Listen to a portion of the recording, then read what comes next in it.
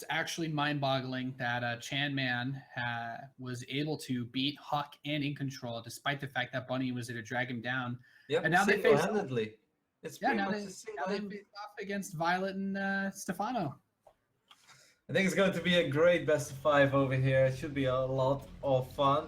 Unfortunately, I couldn't watch the games that ChanmanV and Bunny played in the semifinals because we were casting the other series, but it's going to get very tough for them because Violet and Stephano, they looked extremely strong in the series that we casted, and hey man, there is $1,000 on the line for the winner, so it's pretty, they probably won't go easy on them, eh? Yeah, that's right. There's a lot at stake. Of course, in the top, we have the blue Terran Archon, Team Liquid's Bunny teaming up with the ChanmanV. ChanmanV possibly, you know what? Actually, this is probably the first time he's ever would have made money playing StarCraft, right? He's like making all sorts of new big records for himself. This could be ChanmanV's first tournament victory ever. Well, after this tournament, he has more prize money than you and I combined, Nate. So. Why didn't I play in this? I know, this would have been a great opportunity. I should have teamed up with Bunny. Please, baby rage. If I could have teamed up with anybody, I would have probably just picked Rain or something, you know. Yeah. Oh, I would have just messaged and been like, yo, Tasia, you want some easy money? Come on, let's do it. Bring him back from the dead. Come on, Parting, I'll carry you. It's all good. You build the pylons, I'll do the rest. It'd be pretty awesome. They're facing off against Violet and Stephano, of course, the red Zerg Archon in the bottom. Unsurprisingly, they're playing on Dusk Towers. This is the map everyone seems to like, Roddy. Yes, you can't really blame them for it, right? It's kind of a standard StarCraft 2 map where the fort is relatively easy to take, but it's still wide open, so it's very possible to counterattack for other races, or very easy to just try to go for it, try to somehow put it under some serious siege, and you have a pocket expand, so that makes it a nice and easy start where you at least have 2 bases to work with. The map is not too big, it's not too small. I think this has everything that we all love about a StarCraft 2 map. Yeah, it's I have no complaints about it. You know, maybe a big Terran logo in the center would be cool, but. Do you think it's that amazing for Terran? I don't think. No. I'm just saying that because Zerg got one.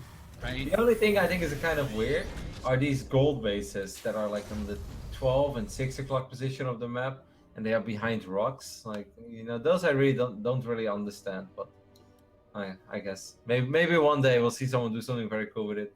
You drop a probe there, you take a secret base or something like that. I wouldn't mind like you just float over a command center or something, and then your opponent just kills it. So that's always an option. Yeah. Overall, I like it. And also, I think the destructible rocks near the high ground of your fort base, that's also kind of weird, but it's weird in a unique, cool way, like we haven't seen it before, so... I imagine if, like, Shattered Temple or, you know, Lost Temple came back, like, you could bring back that high ground if you use, like, the collapsible rocks instead of just making it, you know, straight up a cliff, right? So, you know, there's, like, it's, like, interesting ways to balance it, because I feel like on most other maps, if this didn't have this rock, if this was just, like, a straight-up drop point, you'd be like, wow, Terran is so OP because you can just drop tanks and stuff there.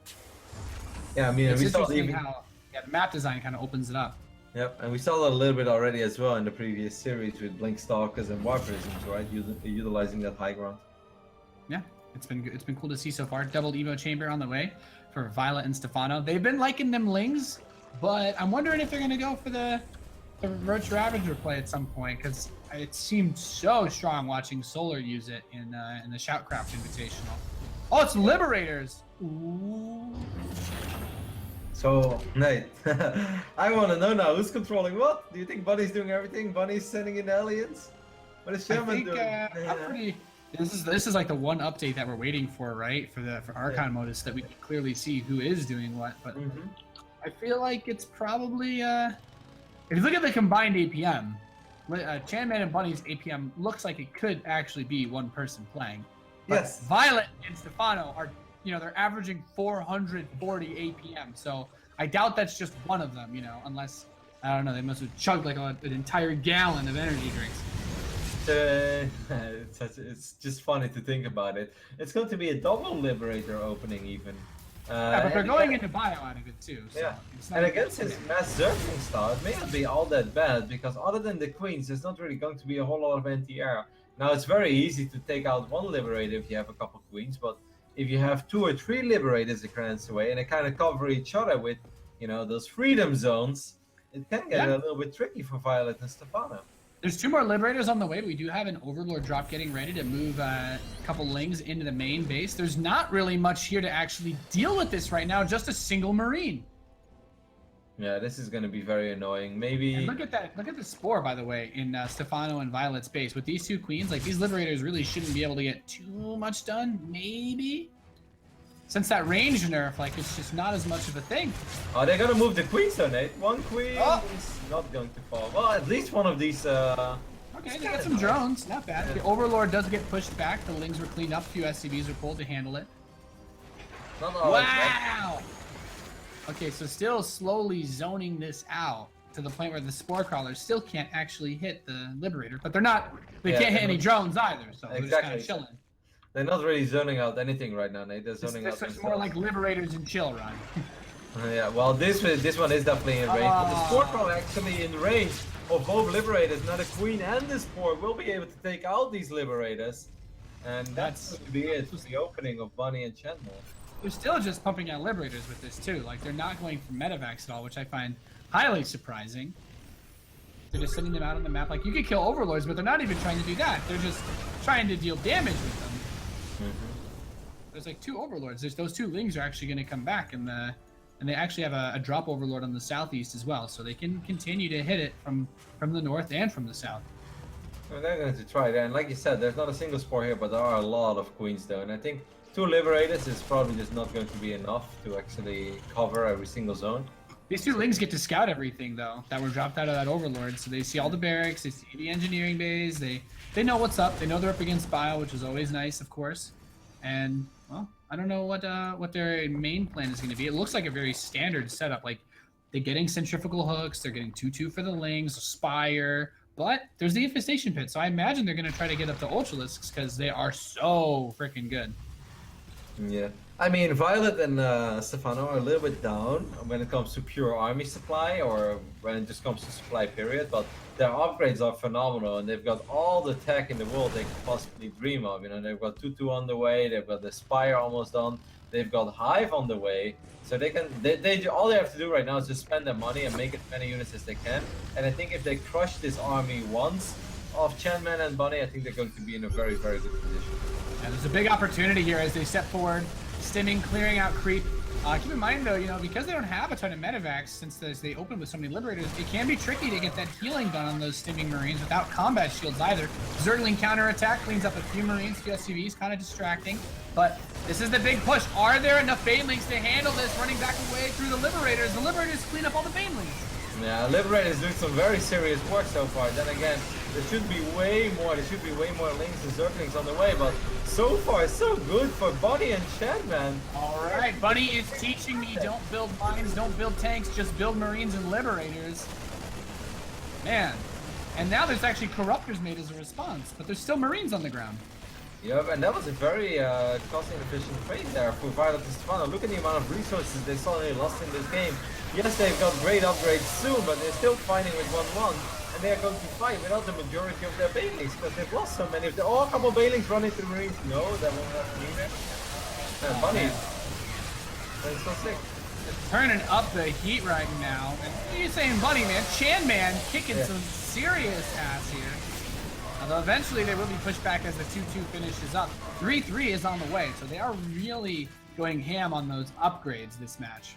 The creep spread helping out so much again. I mean, both Stephano and Violet always had phenomenal creep spread when they play 1v1 competitively. So, needless to say, when you put them together in Archon mode, it's going to be insane. And I really feel good creep spread is what helped them there. Because imagine if there wouldn't have been any creep spread, or if one scan would have cleaned it all up. I think it would have been very hard to clean up all those Marines. Yeah, I completely agree. And the thing is, though, the Corruptors still have a tough time getting in on top of those Liberators, because not only does the splash damage do a lot of damage to them, but the Marines can still help clean those up as well. But I think going for a fight really soon could be really dangerous for our Terrans, because they don't have that upgrade. Banelings get some big detonations too. That was the Liberator side. first time I think that our Terran Archon duo was not really paying attention, and 3-4 Banelings getting right on top of the majority of the Marines that are out in the middle of the map, and that does really hurt. The Ultralisk Cavern's on the way. Adrenal Glands is so good. The honestly, Zerglings with 3/3 and Adrenal Glands and Legacy, they're disgusting. You know, it is a horror once you realize that your opponent is getting Adrenal Glands in this game. Like, it is so good. Yeah, this is gonna get very raw. I mean, not to mention Ultras, right, Nate? I guess we don't even have to mention it. Honestly, the fact that they're switching into tanks is what bothers me the most. Like, they need to get back into Liberators, I feel like, because those are the only things that are actually going to be able to kill the Ultralisks.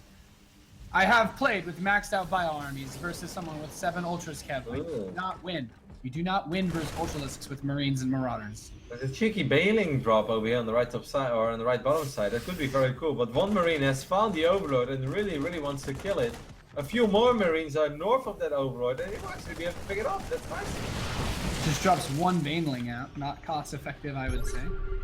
The Ultras are coming out, though. They're on the way. First one, at least. Chitinous Plating's on the way as well. Yeah, I mean, once again, Bonnie and Chanman actually have a pretty damn serious army. They are going to drop a couple of tanks. We're looking at 15 Banelings. Now, that's a pretty respectable number, but that's not crazy. We've seen games with way more than that. I do love the interceptions again. I mean, Azure Archon has done a great job all day long in intercepting reinforcements with a group of Zerglings. Yeah, this counterattack is actually going ham right now back at their base, and keep in mind these Lings are just ripping everything apart. They attack so fast. That left side base is under a lot of fire, but the Banelings getting up close with the Ultras forced the Bio to pick up, and those Corruptors are there to kill the Medivacs too. Yeah, good cleanup here by Violet and Stephano. I think that's going to be it for game number 1. As Lings are dancing in the natural, and that's often the end. There's not much to be done. On top of the production as well. Still though, I think Bonnie and Chanman put up a pretty damn good fight, and after that first big fight where they sniped that 4th base, I genuinely believed in victory for a little bit, because they suddenly took a commanding supply lead. I think just a great macro, and I really think it's probably Stephano who's running around with a bunch of Lings all the time, and that Violet is maybe doing the majority of the work. But the guy who's running around with that separate group of Lings, he's doing an absolutely great job. Because in every single game we've seen, in the PVZs and now in the CVT as well, you cut off all the reinforcements, and you can counterattack, and you can potentially get great engagements in the main fight. I mean, that's just everything that you're playing Archon mode for, right? Yeah, that's just it's really smart play, because they make use of all, the extra hands, right? You have the drop overlord on the top, drop overlord on the right, and every time there's an opportunity to get in there, they always hit that counterattack on point, and that's so scary when you're playing that, especially when you're Chanman and you're like, Bunny, I know you're not fast enough to catch all those Ling drops and whatnot. It's really tough, because Chanman probably gets scared when he's out with that maxed out army and tries to actually attack. Yep. I'm curious about map number 2. See where we are heading towards, and what the openings are going to be. Ruins of Ceres. Okay, I would love to see something a little wild here from Bonnie and Chanman. It's a very wide open map once again, probably the largest one in the current map pool. Would you agree, or you think I mean, maybe this one is the biggest. I don't know. This one's like it definitely has the most bases, right? Let's be because this one has so many bases. Yeah, this one has a lot of bases. Central Protocol, I think, is also huge. I think there's actually a lot of bases in the corners of Dusk Towers as well. Like, yeah, that's true. That's true. There's like 4 or 5 bases just in the top left and bottom right, and no one ever even takes like those. We haven't seen anybody take any of those bases yet. So, well, I mean, like 5 base legacy already feels like a lifetime, Yeah. Because there's so much happening most of the time that if you go up to 5 bases, you really feel like you're participating in the macro slugfest of the century, and your Zester SOS will rain on fire, and then you watch the replay, and it really wasn't that amazing, but it really felt that intense and that amazing. Yeah, I'm excited to see if they continue to do this early Liberator pressure, because it's funny for me, because I haven't really had much success doing this, but then all the Zergs on the forums and whatnot are always like constantly whining. They're like, how do I deal with Liberators? 2 of them show up and then everything just dies. My keyboard types GG for me. I'm like, I don't know if they're that good, but it's been a little bit of cheeky play here so far from Bunny and ChanmanV. Violet and Stephano didn't lose too much to them though. No, not at all. And I think even if you end up losing a drone or 2 drones or 3 drones, I really think that's all that bad. Because Liberator is still a very expensive unit, and if you can shut them down by moving the Spore Crawler, they were able to secure the kills on those Liberators. Like I think that's a trade that I would take any day of the week if I was a Zerg player. Yeah, Liberators are just so expensive as well. Like if you throw those away in the early game, it's 50 extra gas compared to a Banshee or almost a tank as well. But we're loaded into map number 2. Can the Terran boys bring it back? Of course, on the top right of Ruins of Ceres, we have ChanmanV and Liquid Bunny. Mostly ChanmanV, a tiny bit of Bunny. Mostly ChanmanV. Bunny, I heard, is the one that's been typing GLHF for the team. And of course, in the top left, who else could it be other than Violet and Stephano? Stephano, who's like, oh, I can see the void. Some of these guys play the game a lot. That's cute. I'm just gonna Shrek all of them. I heard Bunny is also allowed to drop mules. Those are the only 2 things he's allowed to do. Good luck, have fun, and drop the mules. They actually Babby-proofed mules in Legacy of the Void. Was part of the changes that they made. You can drop it on any patch, and it will never just die carrying one halfway home. Really? Yeah. That's why some people actually got really rustled when they nerfed the mule income. They're like, oh yeah, we dropped it from like 50 to 45. And they're like, wait a second, it was 35 in Heart of the Swarm. Like, why did you buff them? They're like, we made it take like twice as long for them to mine. So mules actually take more time to mine their minerals, but they bring back more. So they, just so that it times out where even if a noob just drops a mule on like a close patch, because the thing is the close patches have more resources now in Legacy of the Void. So you want to mule those ones rather than the ones that don't have any resources on them. Interesting. I did not know that, Nate. Yeah. It's my job to follow up on all the tiny things that are only sort of a big deal. All things Terran. What can I say? Gotta represent. Gotta represent. Alright, first Reaper is out for ChanmanV and Bunny as it's heading to the right bottom side of the map. They didn't scout, by the way. No SCV scout in Legacy of the Void. Interesting. They go for a relatively quick follow-up. Are we expecting some heavy Hellion play? Is that what you're looking for? I wouldn't mind some Hellion play. I would like to see the Liberators again, just because I don't know exactly how to make it work. Because I guess I don't really do it too much, but I just find it interesting to watch since I see so many Zerg players complain about it. But at the same time, I actually just want to keep seeing the Ling play. I'm more interested in seeing Violet and Stephano do a bunch of Zergling play. It's funny, my brain wants me to say Masa because these guys at the Red Bull tournament as well. Yep, Violet and Masa play with each other. It looked very good as well in the Red Bull Battlegrounds tournament. That was, of course, still Legacy of the Void beta. Back then, the game was in a different place than it currently is. And I think it's safe to say right now it's a little more balanced. And it seems like... well, you don't have Huck and MC killing literally everybody with a Warp Prism and 40 Adepts. So. Oh, I mean, Huck just lost with Jeff. Does this mean that's what I'm saying. Does this mean that MC is actually better than In Control? I'm shocked. I don't know about that, Cav. I would still put my money on Jeff in a PvP, just so you guys know. Yeah. Jeff plays with heart. That's all that matters, Nate. If he had the Vorazun DTs, it'd bring a whole new level to Jeff's play. All right, a couple of Hellions are making their way across the map. So far, there isn't really a whole lot to work with if you're Stephano or Violet. They've got 7 links. Speed is ready, of course. They're actually counter-attacking already again and getting a couple of... Yeah, I wonder if they're going to make it up this ramp and actually see this reactor in Starport. I actually saw the reactor building earlier. I don't know if they clicked on it to see that it was a reactor and not a tech lab, but that's a pretty big deal because it's Liberators coming out again. The evolution chambers are on the way now for upgrades, but are there any spore crawlers? No, and there's no spores in production either. This is really important because the Liberators could be used to zone away that ramp where you can't put spore crawlers from the third base, and maybe that just allows a bunch of Hellion pressure that way.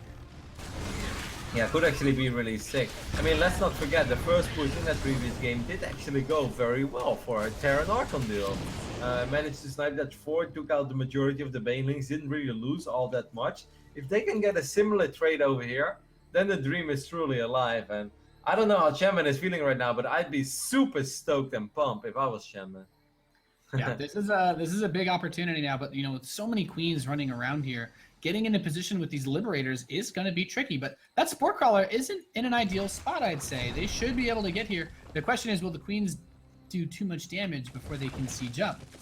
And another link counterattack. They surround all the Hellions. Oh, that's actually massive. Sport crawler is morphing as well. I hope they're paying attention to the liberators, but man, Stephano and Violet are absolutely relentless with their Zerg encounters, and once again, this is something you probably only see in either watching LotV games or Archon mode, and GG is just going to get tough. Losing one of the liberators and losing all the SCVs. Out yet. Okay, there you go. There's the GG from Chanman. Violet and Stephano go up 2-0. Just off the link counter harass. No, they're absolutely amazing. They're seriously amazing in the Zerg encounter throughout the entire series. We saw that in the PvZ. This is how you want to play Archon mode, right? Like there's only one guy that ever shows us this sort of play in 1v1, and that's Life, right? Yeah, pretty much. If you play Archon mode, you can have Life slings. There you go, guys. Put that on the box. You'll sell a lot more. I mean, and I think, like, in theory, two, let's say, Grandmaster League Zerg players could potentially play just as well, if not better, than Life would. Because at the end of the day, yes, Life is a god, but he still only has one screen and one mouse cursor. So if you're able to split up the task absolutely perfectly, the person who's counterattacking with the links should be able to counterattack slightly more effective than even the best Zerg player in the world could do. Pretty sick now, because this puts Stephano and Violet just one map away. They're getting so close, man. They are absolutely dominating. Finally, Central Overwatch in it. Yeah. Central Protocol, the next map. I think this map, I guess you don't play much Counter-Strike. This map reminds me more of Season than it does Overwatch, but I can see it. It's definitely a tile set that we've never seen before in StarCraft. No, it's very cool. There is one thing about this map, though. It's very tricky to wall off with Prolos, and it doesn't really matter with TVZ. But if you want to go for like a full wall off, or a wall off where you only have like one Adept or one Zealot in the on top of the ramp, basically, it's kind of hard to see where your Forge connects with the wall. It looks really weird. I completely agree. 'Cause now that you mention this, like, that wall looks like it's a 4 depot, 1 bunker wall, but it's actually 2 depots, 1 bunker. It's really weird. Because it looks like it's flat, but it's still like part of the graphical animation of whatever is going on top of that ramp. So it looks like you can't, or you can walk there, but actually you can't. That's kind of what I had the first time I played Cactus Valley as well, but you get used to that really quickly.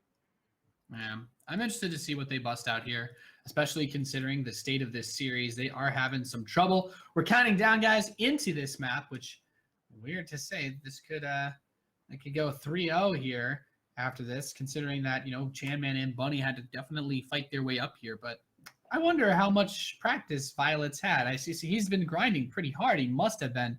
Yeah, I can imagine Violet going all out this year, Nate. Like, 2015 has been a pretty disappointing StarCraft 2 year for Violet, and he moved to America obviously because he enjoys it and he loves living here, but he also wants to make the best of it, right? Like, he wants to go somewhere. So I'm pretty sure we're going to see a very, very serious and dedicated Violet in Legacy of the Void.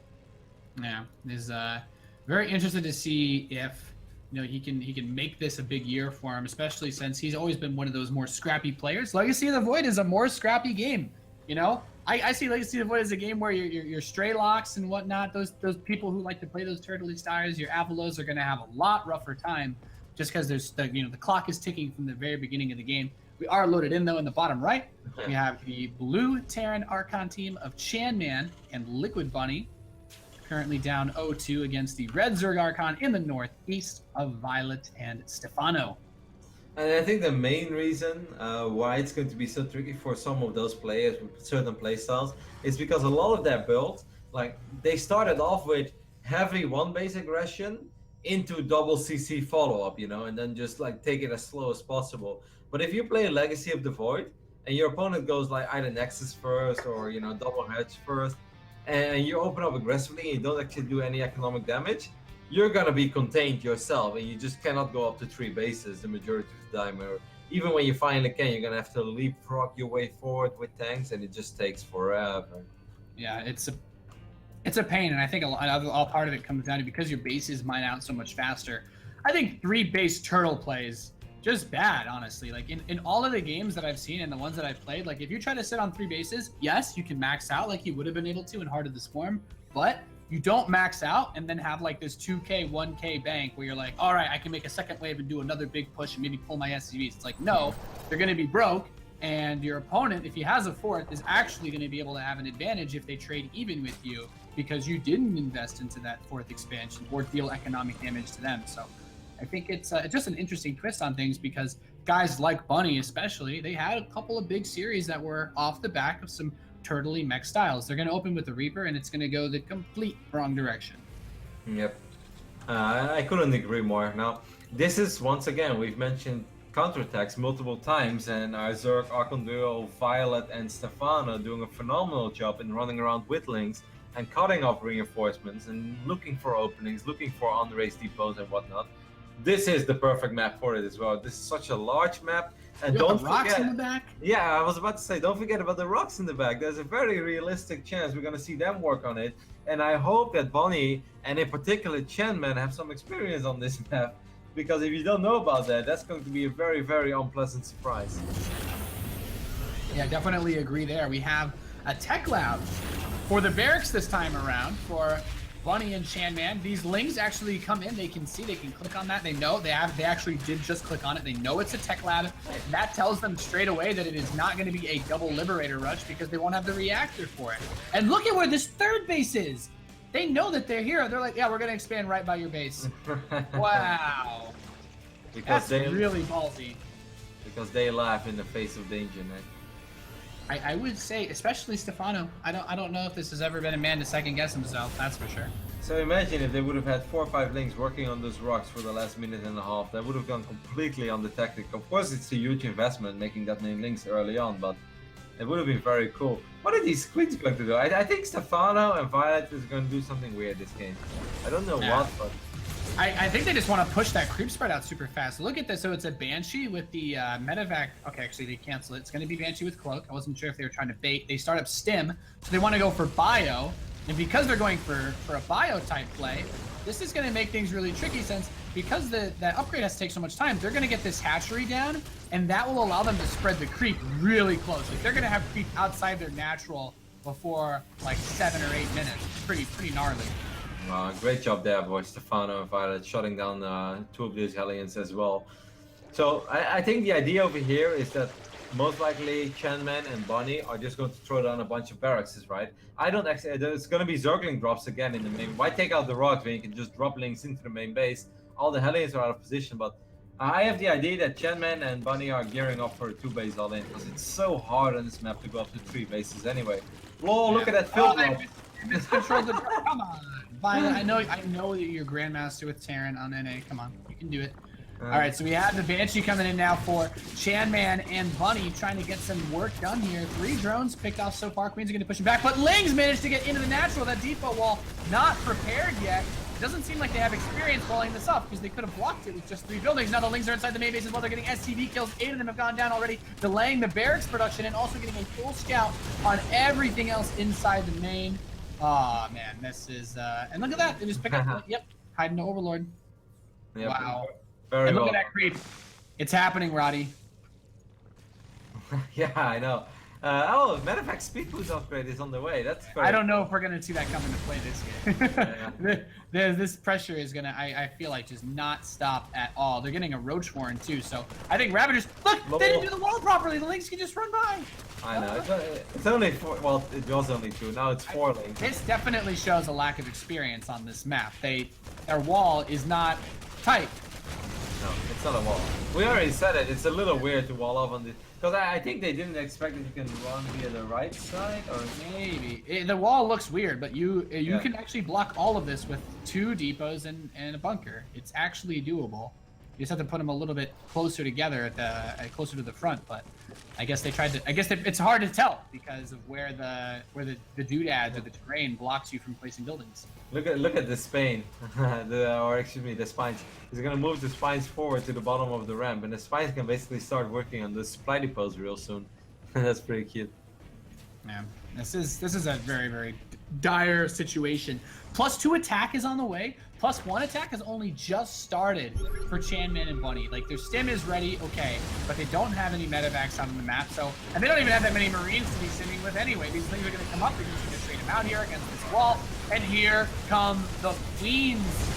Oh my goodness. Gotta be a little bit careful because they did sacrifice the majority of their Zerglings here. Still no signs at all, by the way, of the rocks are being worked on too now. Yep, I think that the foe sees that, as a couple of Marines are gonna make their way over. Meanwhile, Violet and Stephano are just taking a fort base in the middle, you know, gold minerals. Why the hell not? Yeah, this doesn't look very good for Bunny and Chanman. It's been an awesome run for them, you know, to see Bunny and Chanman in the final over here. I think it's super duper awesome, but yeah, I think this is going to be the end, mate. I don't know how they're supposed to make their way past this. Like, honestly, in this position, just get Ravagers and just blow the wall up from down there. Force them to run down into the spines and the queens and the lings on the creep. And yeah, that's just a recipe for disaster. As a Terran, you don't want to have to do that. They're going to load up 2 medevacs. These medevacs have to do everything right now. They're going to like, okay, we left our base. We're in our enemy's base as soon as we leave our base. That's how is this fair, Kev? How is this fair? How is this fun? Who needs a Nidus network when your units basically spawn in your opponent's base? Like, that's pretty much what is going on over here. At least the medevac do have the speed boost upgrade, so they can speed boost for days, but yeah, you know, doing a little bit of economic damage when it's 2 bases against 4, and you're playing Legacy of the Void. Yeah, so. And it's 1-1 Lings versus upgradeless Marines during that last fight, so this is not fun. No. And all the Lings are actually broken through the back of the main base with roaches as well. So they have to deal with the counter harass while trying to harass in their opponent's base, and also simultaneously sending out another double medevac job to the right side third mineral line base. Yeah, well, I mean, like, when it comes to army supply right now, Bunny and Chanman are in a decent spot. The problem is, if they want to stay in this one, hey, well, they're dropping as well at 3 o'clock, Nick. It's actually really good. Yeah, they're getting a couple drones there. I mean, they just need to start somehow cleaning up the creep. Still doing some damage as well at the gold base. Getting a lot of mind, Chanman and Bunny do not even have a 3rd command center on the way, so they're pretty much like in a real way. Yeah, they need to win this game very quickly. And with how much income Violet and Stephano have, I'm pretty concerned, man. I'm pretty concerned. I don't know what they're supposed to do. They need to take out the spine crawlers at first, and then just march on forward. You march forward and you never look back. This is like a terrible horror movie. You're surrounded by creep, you know bad things are coming, but it doesn't matter. You walk forward. Don't turn around, Nate. They're getting some corruptors, but those Lings have 2-2 upgrades now, so the Marines are going to get back against the wall. The Hellions are a really good boost as well, but those 2-2 Lings just shred this Terran force. They do barely manage to clean them up, so Chanman and Bunny are fighting for their lives right now. Yeah, kill the Roach one, get a couple queens over here. As long as these Marines are alive, this Dream is alive, and Chanman, oh my god, there are a lot of Zerglings again in the main middle line. Great counterattacks, non-stop counterattacks by Stephano and Violet throughout the entire tournament. But they do still have to clean up this last Marine force in their natural. Yeah, it's, you know, every stim is a big deal. You know, these Lings are so much better upgraded. I'm surprised they've been having such a rough time cleaning this up. They've just managed to get the Lings out of their main base. They lost 17 SCVs to that harass. But now the Corruptors are here as well to help kill those medevacs. And now it's going to be a lot harder to just pick up those Marines and run. Yeah, but it's actually going to be very tricky from this point on also, because those Corruptors are very, very beefy, very tanky, and they will shut down this medevac. Oh, and once they kill all the Marines as well, or while they're dealing with the Lings, those Corruptors actually do have that caustic spray that they can use on the buildings that kills stuff actually pretty quickly if you let them channel it for too long. The day I lose my Nexus to Corruptors, Nate, I'm gonna be a very, very unhappy puppy. It happened the first time I played a Protoss versus Zerg against Fenner, man. I was like, oh, I'm so smart. Look at me taking the island base, and 10 Corruptors just come pee on it. I'm like, oh god. It just dies in like 15 seconds. Let's see. And supply-wise, this is still a very close game. And of course, Violet and Stephano lost quite a few workers during all that craziness we saw in the last few minutes as well. But you know, the clock really is ticking, and once again, a couple links run into the main base of Bunny and Chanman. Plus 3 attack and adrenal glands are on the way for those. I kind of wish they would pick up their main and just float it to like the left bottom, you know, like 7 o'clock. That's not blocked even by 6. creep. It's No, all not gonna be 6 blocked by creep by the time we get there. Not 6 o'clock, but 7 o'clock. I think that would be maybe the best spot, and then just try to drop a couple of mules, you know, just try to keep your opponent in the dark a tiny bit, because it doesn't really make any sense to keep it in the main. All those SVs are just going to die anyway. Or maybe just drop it at the gold, even if you can mine like a couple rounds, you know, when your army is standing there. That would already be nice. So this has to be like the last push. The Marines! Trying to leave, and Marines run into the main again. And these Marines just ran out in the middle of nowhere. Yeah, why? Where are the benefits? I think Chanman's going to be really mad at Bunny after that. Bunny just leaves. It's over. It's all over. GG. Oh, Bunny. Yeah, come on. That was a fun series, though. The last game was pretty fun. It was pretty epic. You could see Violet and Stephano, man, they dominated this tournament, Nate. Like, I knew Violet and Stephano. Obviously, if you look at it, you're like, okay, those are real contenders. They can win it. But you never really know which Stephano shows up, if he's competitive, if he cares. You don't know what Violet has been doing. You know, last night was Saturday evening. We all know Violet tears up the nightlife in Atlanta, Georgia, where he lives. But he was ready to play, man. Those boys, they came very, very ready to play. They played great. Yeah, that was actually phenomenal. Actually phenomenal play by them, and you know they take it all. They are the champions of the StarCraft 2 Legacy of the Void Archon All-Star match. Those lings, I think Bunny's gonna have nightmares about lings just spilling in all over from every direction tonight. Yeah. I'm gonna have nightmares about that. I'm gonna have nightmare about creep knocking on my natural door, Nate. That's actually by 6 minutes. Yeah. And then I just like, yeah, I just like, even when you want to take a third base, you know, the sad thing is in the past I never wanted to take a third base. These days I do. So whenever this does happen, you know, it makes me a little bit sad. Overall, I think it was a very fun tournament, and I think huge shout out to Twitch and Blizzard for setting it up, because you know, Archon mode can be a great way to get new players into the game. It can be a great way to get better at the game. It can be a great way to play at a level that you normally can't play at. But it can also just be great fun for us as fans to watch a couple of community members and players go up against each other. And hopefully this was the first of many. Yeah, I think stuff like this is awesome. Would love to see more. Like you said, big thanks as this was put together by Blizzard and Twitch for making it happen, having us here, and bringing some great matches. And of course, big thanks to all of you guys for tuning in, and thanks for being here with me, Roddy. I think that's it for us here today. We've done a lot of StarCraft today, Kev. Yes, I know. It's 2 p.m., but it feels like it's 4 a.m. Like that's how long this day has been. But it's been awesome, you know. Hashtag passion. Keep on going. Hopefully many more years, Nate. Hopefully many more years. Hopefully many more years. All right, guys, that's going to be it here from us today. Hope you have a phenomenal afternoon, evening if you're in Europe with Stephano and the boys celebrating. And we'll see you guys next time.